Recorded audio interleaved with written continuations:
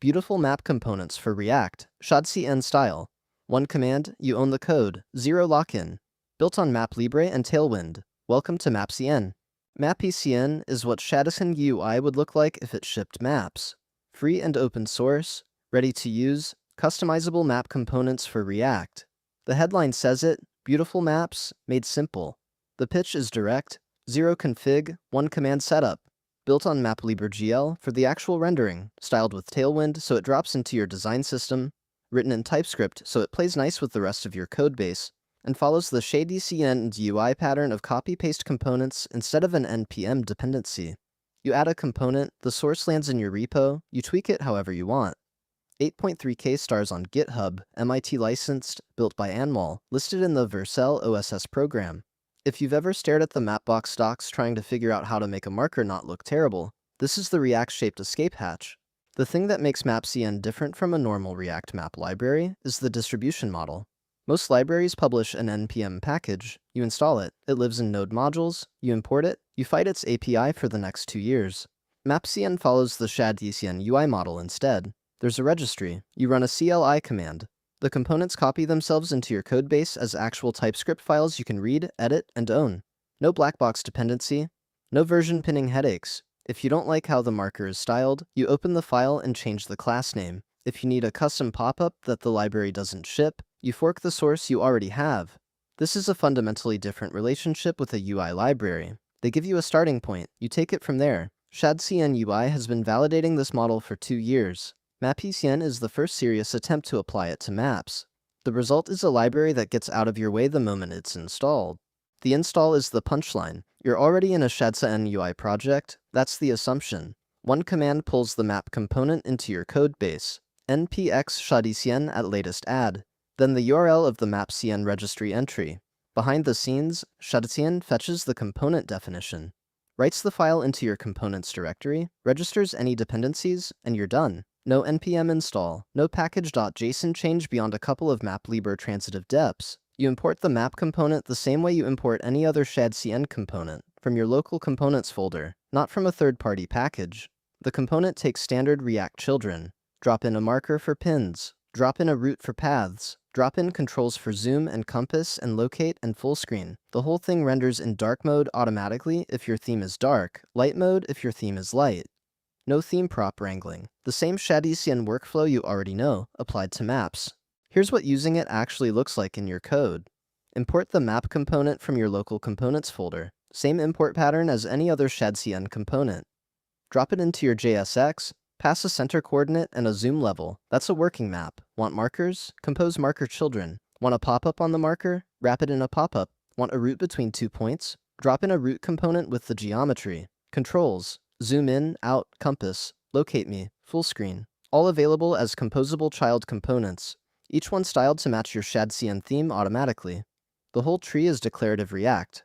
No use effect dance, no imperative MapLibre handle, no theme provider plumbing.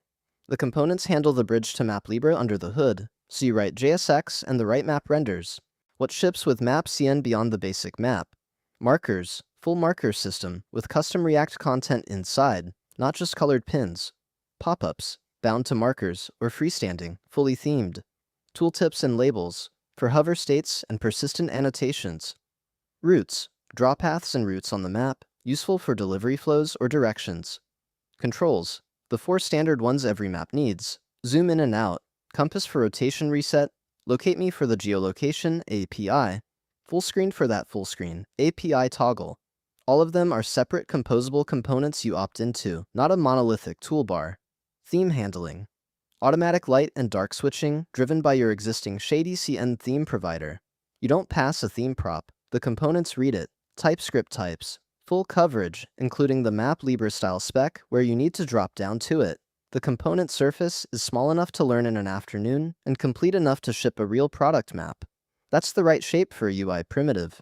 Some numbers. 8.3K GitHub stars and 4.6 forks. For a library that didn't exist this time last year, that's word-of-mouth growth. MIT license, no commercial restrictions on the code itself. Codebase is 98% TypeScript. Proper typings throughout, including the MapLibre interop layer. Selected for the Vercel OSS program. That's the official Vercel sponsorship for open source projects, basically a vote of confidence from the React deployment side of the world. Compatible with every major MapLibre tile provider, CARTO basemaps out of the box, plus OpenStreetMap, MapTiler, Stadia Maps, or anything else that speaks the MapLibre style format. No published NPM version yet, that's intentional. This is a copy-paste registry library, not a package. Built and maintained by Anmol Saini, who's been shipping it actively. The whole ecosystem fits in a single registry URL and a single shadcn add command. On the basemap layer, there's a real consideration here that the README is upfront about. The default CARTO basemap is gorgeous and free for non-commercial use under their grantee program, but commercial deployment requires a CARTO enterprise license. That's not a mapcn limitation, it's how CARTO works. The good news is that mapcn is built on MapLibre GL, which means you can swap in any MapLibre-compatible tile provider with a config change. OpenStreetMap raw tiles are the free fallback. MapTiler offers a generous free tier with metered pricing above that. Stadia Maps is another popular pick with predictable pricing. Whatever you choose, the mapcn components don't care. They take a style URL and render. So the library gives you the polished default experience for prototypes and lets you choose the production tile provider that fits your usage and budget. That's the right design for a library that needs to work for both weekend projects and production apps without forcing a vendor relationship on you. The line that captures the whole project comes from the README itself. Free and open source, ready to use, customizable map components for React. Zero config. One command setup. That's the entire pitch and the entire delivered product. There's a deeper point underneath it though. The shadcn UI distribution model, copy components into your codebase, you own the source, has quietly become the default way new React libraries ship. It works because it gives you the speed of a library and the flexibility of writing your own components, with no compromise. mapcn applies that pattern to a domain that has historically been a configuration nightmare. Maps are the worst possible thing to be locked into a third-party API for. With mapcn, you aren't. The components are yours, the renderer is open source, the tile provider is your choice. If you're shipping anything with a map in a React app this year, this is the obvious starting point. That's mapcn. Beautiful map components, your codebase, zero lock-in. Start the repo, run the install, drop a map in your app.